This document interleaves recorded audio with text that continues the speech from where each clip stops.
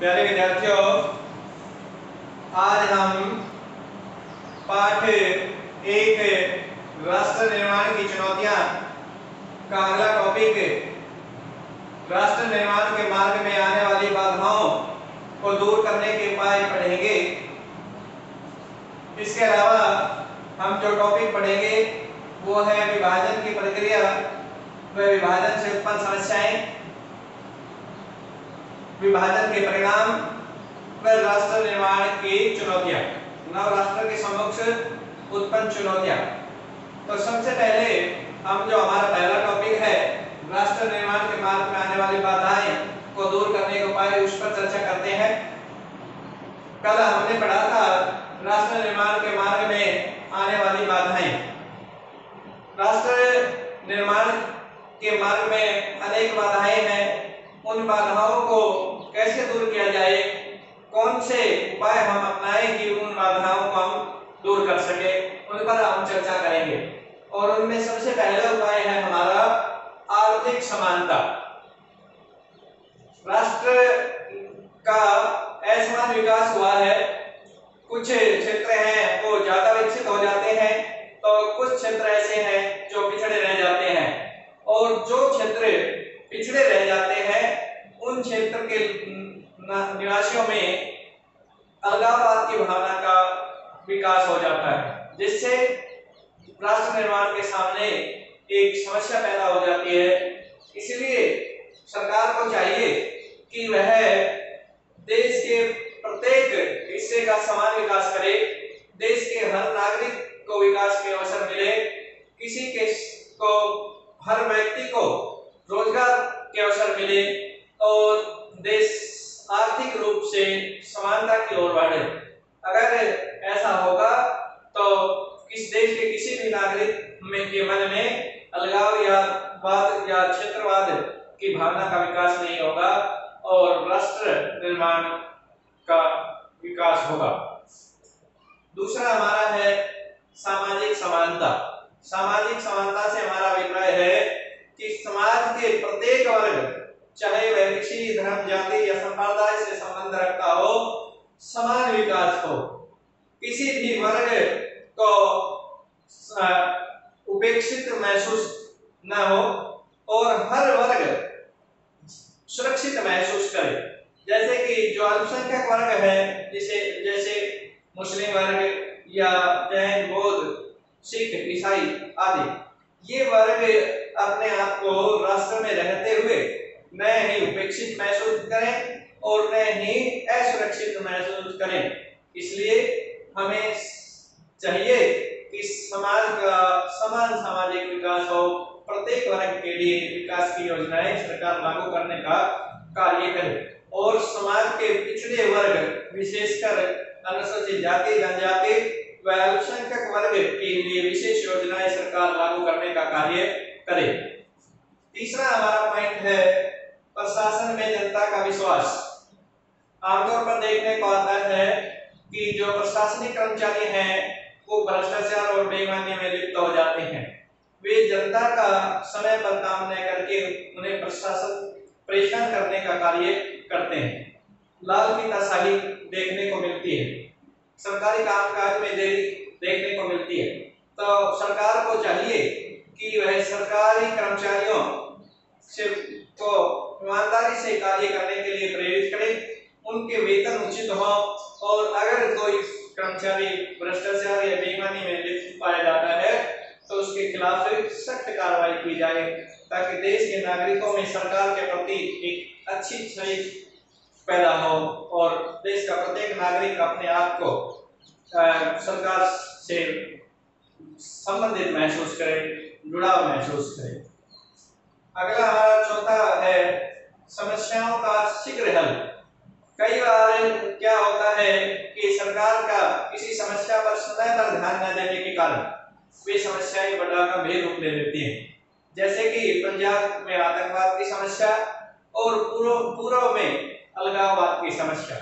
अगर इस प्रकार की अलगाववाद या आतंकवाद या अन्य किसी प्रकार की समस्या सरकार के ध्यान में आती है तो सरकार को तुरंत उस समस्या के समाधान के लिए कार्य करना चाहिए ताकि आने वाले समय में वह समस्या देश के लिए बड़ी समस्या न बने और राष्ट्र निर्माण में बाधा उत्पन्न ना करे। अगला पॉइंट हमारा है भ्रष्टाचार को दूर करना। जैसा कि मैंने अभी आपको बताया कि जो देश के सरकारी तंत्र है वो भ्रष्टाचार से व्याप्त है, या जो हमारा राजनीति तंत्र है वो भी भ्रष्टाचार से व्याप्त है।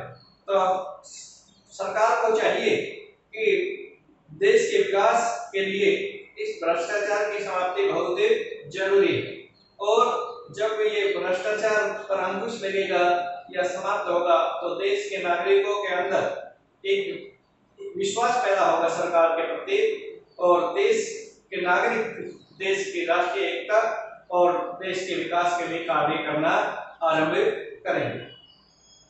छठा हमारा पॉइंट है भाषाई समस्याओं का समाधान। कई हमारे आजादी के बाद से ही अनेक राज्यों में भाषा की समस्या को देखने को मिली है। भाषा के आधार पर अनेक आंदोलन हुए हैं तथा भाषा के आधार पर अनेक नए राज्य का निर्माण हुआ है, तथा वर्तमान में भी भाषा के आधार पर कई राज्यों के निर्माण की मांग की जा रही है। तो अगर सरकार समय रहते इन भाषा से संबंधित समस्याओं का समाधान कर दे तो देश के राष्ट्रीय एकता में बाधा पैदा नहीं होगी और राष्ट्र निर्माण को बढ़ावा मिलेगा। तो इस प्रकार से हमारे राष्ट्र निर्माण में के मार्ग में आने वाली बाधाओं को दूर करने के उपाय स्पष्ट हुए।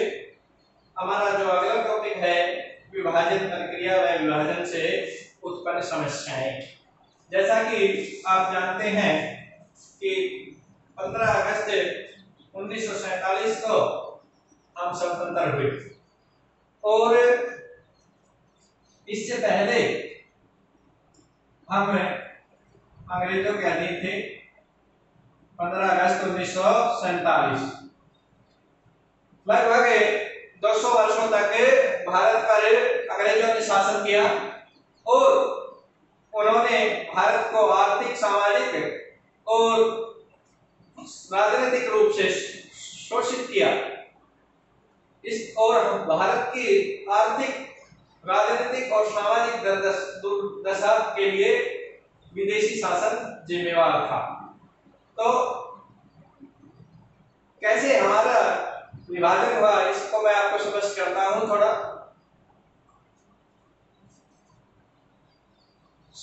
दूसरे विश्व युद्ध के बाद, द्वितीय विश्व युद्ध के बाद इंग्लैंड में लेबर पार्टी की सरकार बनी और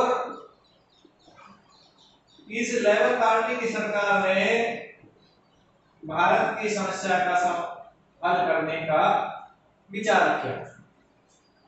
लेबर पार्टी में प्रधानमंत्री एटली बने और एटली ने घोषणा की कि 20 फरवरी 1947 को घोषणा की गई एटली सरकार द्वारा कि जून 1948 तक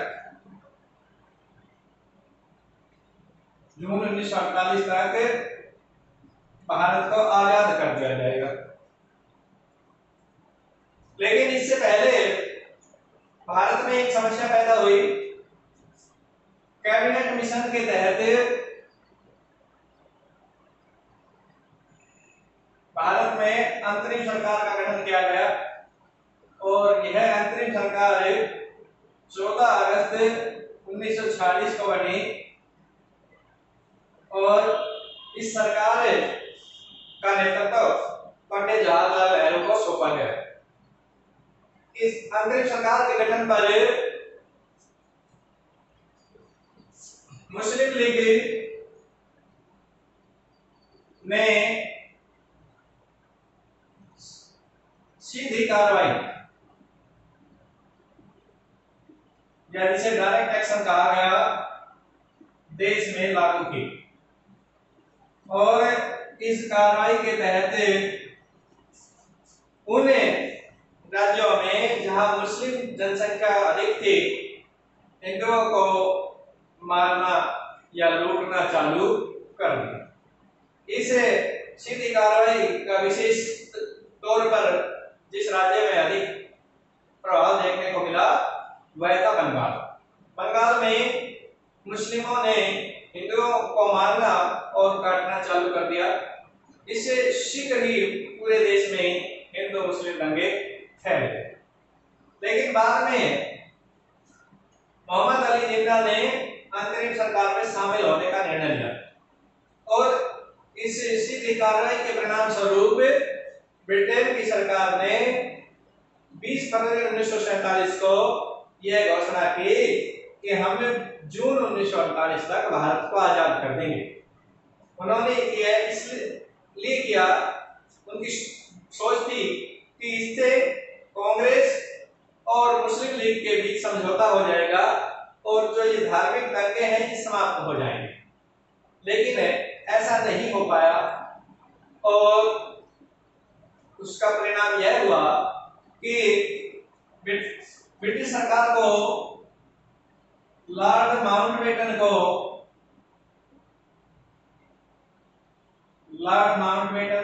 भारत का गवर्नर जनरल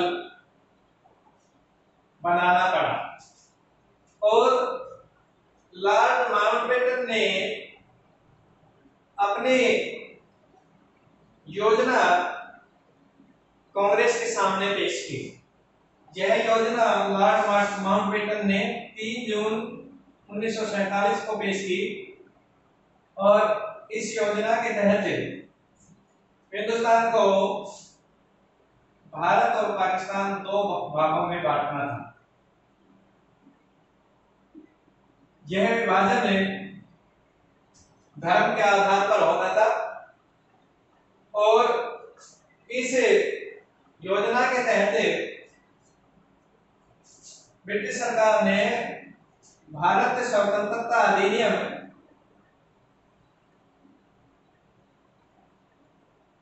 अधिनियम 1947 कानून पास किया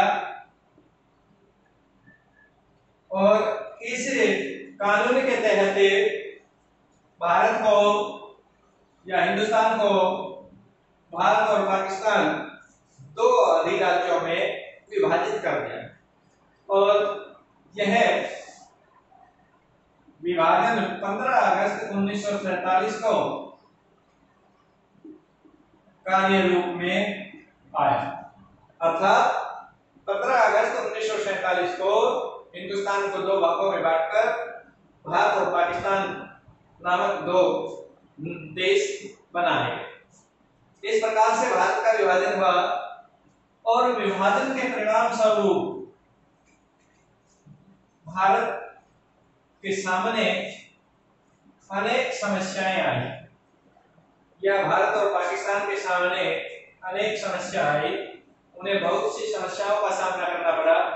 अब मैं उन समस्याओं को स्पष्ट करूंगा कि वो समस्याएं क्या थी।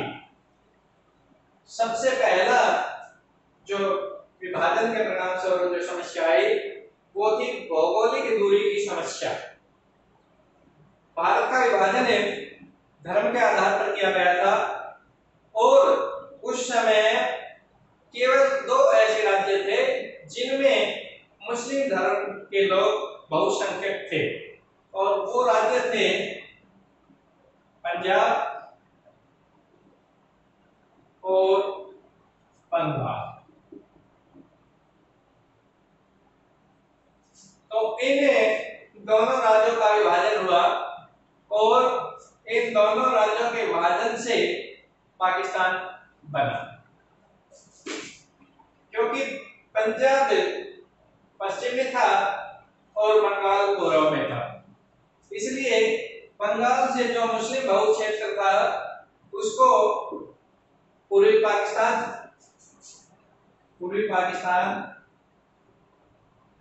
और पंजाब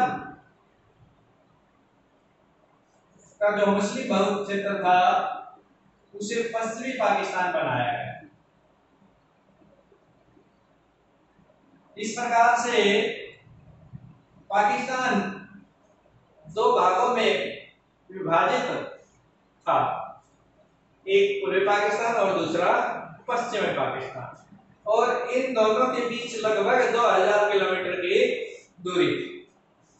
तो यह भौगोलिक दूरी की समस्या एक बड़ी समस्या है। इन दोनों भागों पर प्रशासन करना पाकिस्तान सरकार के लिए एक बड़ी समस्या थी। इन दोनों भागों के लोगों की समस्याओं का समाधान करना एक बड़ी समस्या थी। तो इस प्रकार से यह भौगोलिक दूरी की समस्या विभाजन के बाद पैदा हुई। दूसरा जो हमारा है वो है देशी रियासतों की समस्या। विभाजन के समय लगभग 565 देशी रियासतें हिंदुस्तान में थी, और विभाजन के समय इन देशी रियासतों को यह सुविधा दी गई कि ये चाहे तो ब्रिटेन से संबंध रख सकते हैं, ये चाहे तो भारत में शामिल हो सकती हैं, ये चाहे तो पाकिस्तान में शामिल हो सकती हैं, और ये चाहे तो अपने आप को स्वतंत्र घोषित कर सकते हैं। तो इस प्रकार से इन 565 देशी रियासतों में से बहुत सी देशी रियासतें हमारे प्रथम प्रधानमंत्री पंडित जवाहरलाल नेहरू और हमारे गृह मंत्री सरदार वल्लभ भाई पटेल के प्रयासों से भारत में शामिल हो गई। लेकिन कुछ देशी रियासतें ऐसी थी जिन्होंने अपने आप को स्वतंत्र घोषित कर दिया, और उन देशी रियासतों में से मुख्य थी कश्मीर, हैदराबाद और जूनागढ़। इन देशी रियासतों ने अपने आप को स्वतंत्र घोषित कर दिया, न भारत में शामिल हुई, न पाकिस्तान में, और न ही इन्होंने ब्रिटेन से संबंध रखा। इसलिए भारत के सामने इन देशी रियासतों को भारतीय संघ में विलय करने की एक बड़ी समस्या पैदा हो गई। तीसरा जो हमारा पॉइंट है शरणार्थियों की समस्या। विभाजन के समय भारत और पाकिस्तान में सांप्रदायिक दंगे हुए। विभाजन से पहले ही डायरेक्ट एक्शन प्लान में जो बहुसंख्यक लोग थे उन्होंने अल्पसंख्यक लोगों को मारना चालू कर दिया। जिन भागों में हिंदू बहुसंख्या में थे उन्होंने मुस्लिमों को मार दिया, और जिन प्रांतों में मुस्लिम अधिक संख्या में थे उन्होंने हिंदुओं को मारना, काटना व लूटना शुरू कर।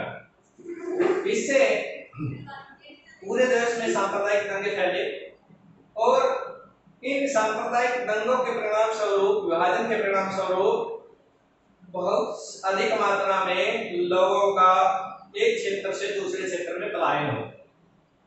बहुत से लोग जो हिंदू धर्म से संबंध रखते थे वो पाकिस्तान से भारत आए, और बहुत से लोग जो भारत में रहते थे, चाहे वे हिंदू धर्म से संबंध रखते थे या पाकिस्तान या मुस्लिम धर्म से संबंध रखते थे, पाकिस्तान चले। इन लोगों को शरणार्थी कहा गया, और इन लोगों के रहन सहन और इनके लिए व्यवस्था करने की समस्या दोनों देशों के सामने एक बड़ी समस्या है। लगभग 1 करोड़ 20 लाख लोग विभाजन के बाद विस्थापित हुए, एक देश से दूसरे देश गए, और लगभग 20 लाख लोग लगभग 5 लाख लोग मौत के घाट उतारे। 5 लाख लोग मारे गए। तो इस प्रकार से जो इस पलायन हुआ, जिन लोगों को शरणार्थी कहा गया, इन लोगों के रहन सहन, इनके खान पान इनके लिए आजीविका की व्यवस्था करना दोनों देशों के लिए एक बड़ी समस्या थी। नेक्स्ट हमारा पॉइंट है प्रशासनिक व आर्थिक समस्या। विभाजन के दौरान जो सरकारी संपत्तियां थी या कर्मचारी थे उनका भी विभाजन हुआ। जो क्षेत्र पाकिस्तान में चले गए और जो क्षेत्र हिंदुस्तान में आ गए उनमें जो कर्मचारी थे उनकी अदला बदली की गई और जो इकट्ठी संपत्ति थी हिंदुस्तान की उसका विभाजन किया गया और जो देनदारियां थी उनका भी विभाजन किया गया। और उस समय भारत ने पाकिस्तान को आर्थिक सहायता भी उपलब्ध की। इस विभाजन के दौरान जो उपजाऊ जमीन थी वो पाकिस्तान में चली गई। लगभग 40% जो कपास की उपजाऊ भूमि थी वो पाकिस्तान चली गई और जो औद्योगिक जो कपास से की औद्योगिक मिले हुए उद्योग थे वो भारत में आ गए। इससे दोनों देशों को समस्या का सामना करना पड़ा। पाकिस्तान को उद्योगों और मिलों की कमी महसूस हुई, उसे पक्का माल तैयार करने में दिक्कत आई, जबकि भारत को कच्चे माल की समस्या आई। और आजादी के प्रारंभिक वर्षों में इसी कारण से भारत में खाद्यान्न की समस्या हुई, अनाज की समस्या हुई। तो इस प्रकार से विभाजन से देश के सामने प्रशासनिक और आर्थिक समस्या पैदा हुई। अगला हमारा पॉइंट है कश्मीर समस्या। जैसा कि मैंने आपको बताया अभी, उस समय देश में लगभग 565 देशी रियासतें थी और इन देशी रियासतों को कुछ देशी रियासतों को भारत में विलय कर लिया गया, लेकिन 3 ऐसी देशी रियासतें थी जिन्होंने अपने आप को स्वतंत्र घोषित कर मुख्य, और उनमें कश्मीर, हैदराबाद और जूनागढ़। तो कश्मीर समस्या आजादी के तुरंत बाद भारत को कश्मीर समस्या का सामना करना पड़ा। 20 अक्टूबर 1947 को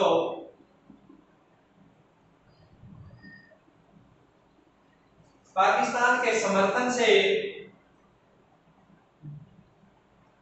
पाकिस्तानी कबायलियों ने कश्मीर पर आक्रमण कर दिया। और क्योंकि उस समय कश्मीर के राजा हरि सिंह थे, राजा हरि सिंह, और राजा हरि सिंह ने अपने राज्य को बचाने के लिए कश्मीर के विलय का भारत सरकार के सामने समझौता रखा और 26 अक्टूबर 1947 को एक विलय पत्र पर साइन करके कश्मीर को भारत में शामिल कर लिया। लेकिन एक बहुत बड़े भाग पर कश्मीर के उस समय पाकिस्तान ने कब्जा किया और उसे आजाद कश्मीर कहा जाता है। तो इससे कश्मीर के विलय से पाकिस्तान संतुष्ट नहीं था। पाकिस्तान कहता है कि कश्मीर पाकिस्तान का हिस्सा है, भारत ने उसे बलपूर्वक अपने देश में शामिल किया है। तो इस प्रकार से आजादी के समय से ही कश्मीर दोनों देशों के बीच एक समस्या का कारण बना। कश्मीर की समस्या के कारण भारत और पाकिस्तान में कई बार युद्ध हुआ है। जो नेक्स्ट हमारा पॉइंट है राष्ट्रीय एकता की समस्या। क्योंकि हिंदुस्तान का विभाजन सांप्रदायिक आधार पर हुआ था, धर्म के आधार पर हुआ था, इसलिए प्रारंभ से ही भारत में सांप्रदायिकता के बीज बोते थे। तो इसलिए, और भारत एक बहुत बड़ा देश था, यहाँ विविध धर्मों, विविध भाषाओं, विविध जातियों के लोग रहते हैं और इन विभिन्नताओं के कारण देश में एकता की स्थापना हमारे देश के सामने आजादी के बाद एक बड़ी समस्या थी। और यह उस समय के राजनेताओं के दिमाग में एक प्रश्न था, क्या आने वाले समय में भारत दोबारा गुलाम हो जाएगा, या भारत अपने आप को एकता के सूत्र में बांध कर रख पाएगा, या फिर दोबारा भारत के बहुत से टुकड़े हो जाएंगे, भारत से बहुत से राज्य अलग होकर अलग देश का निर्माण कर। लेकिन भारतीय सरकार ने इन विविधताओं में एकता की स्थापना का कार्य किया और भारत में राष्ट्रीय एकता की स्थापना की गई। इस प्रकार से विभाजन से उत्पन्न समस्याएं स्पष्ट होती है। अब हम अगला टॉपिक करते हैं और वो है हमारा विभाजन के परिणाम। विभाजन के परिणाम वे कौन से परिणाम निकले विभाजन के बाद, जो विभाजन के कारण पैदा हुए, उन पर हम इस टॉपिक में चर्चा करेंगे। और विभाजन के परिणामों को हम दो भागों में बांट सकते हैं। पहला है विभाजन के अच्छे परिणाम और दूसरा है विभाजन के बुरे परिणाम।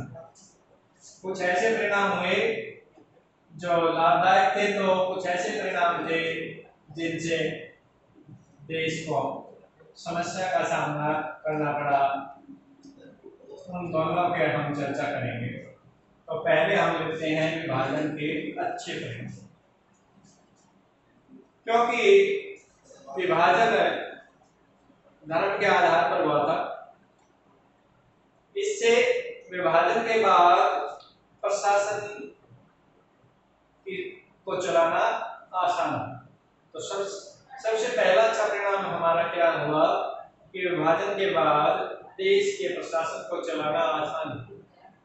दूसरा, विभाजन से पहले मुस्लिम लीग लगातार देश के सामने समस्याएं पैदा कर। विभाजन के बाद देश को मुस्लिम लीग द्वारा पैदा की गई समस्याओं से छुटकारा मिला। विभाजन के समय तीसरा, देश में सांप्रदायिक सद्भाव खराब हुआ। लेकिन विभाजन के बाद देश में दोनों देशों के अल्पसंख्यक समुदाय को सुरक्षा महसूस हुई। चौथा, विभाजन के बाद देश का आर्थिक और सामाजिक विकास हुआ। पांचवा, विभाजन के बाद भारत को विश्व में एक अच्छी प्रतिष्ठा मिली। अगला, विभाजन के बाद देश के प्रशासनिक दृष्टि से सक्षम हुआ। भारत सरकार अपने सभी सरकारी संस्थाओं को विकसित करने में सफल हुई। ये तो थे हमारे विभाजन के अच्छे। लेकिन विभाजन से कुछ समस्याएं भी पैदा हुई, जैसे हम विभाजन के बुरे परिणाम कह सकते हैं। बुरे परिणामों में सबसे पहला है नंबर 1, सांप्रदायिक दंगे। विभाजन से सांप्रदायिक दंगे हुए और इन दंगों के कारण बहुत ज्यादा मात्रा में जान माल की हानि, बहुत से लोग मौत के शिकार हुए और बहुत अधिक मात्रा में सरकारी संपत्ति का विनाश हुआ या सरकारी संपत्ति नष्ट।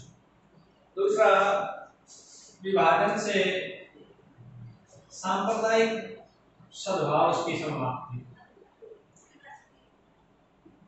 विभाजन के परिणाम स्वरूप दंगों के कारण दोनों देशों के बीच सांप्रदायिक सद्भाव खराब हुआ। हिंदू और मुस्लिम लोगों के बीच आपसी घृणा पैदा हुई।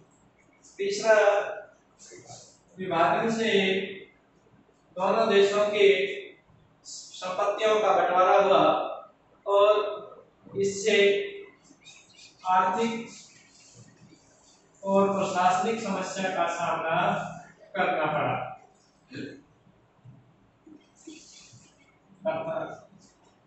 विभाजन के बाद चौथा, शरणार्थी समस्या।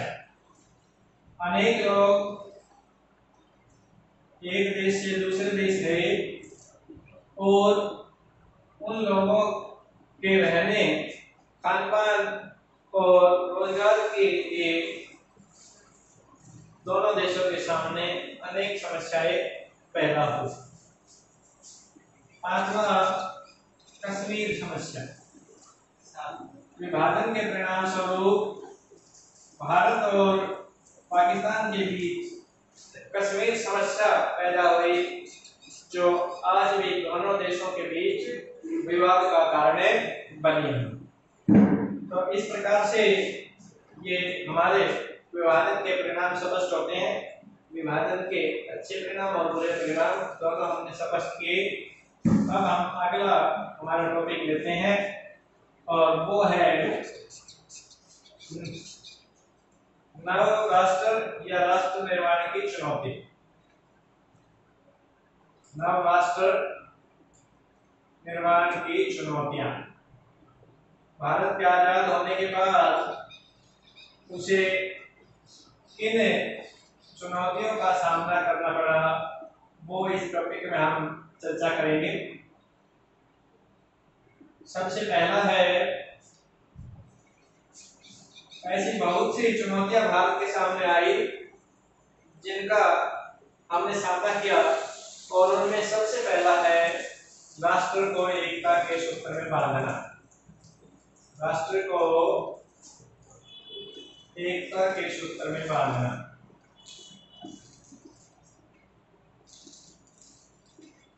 क्योंकि भारत का विभाजन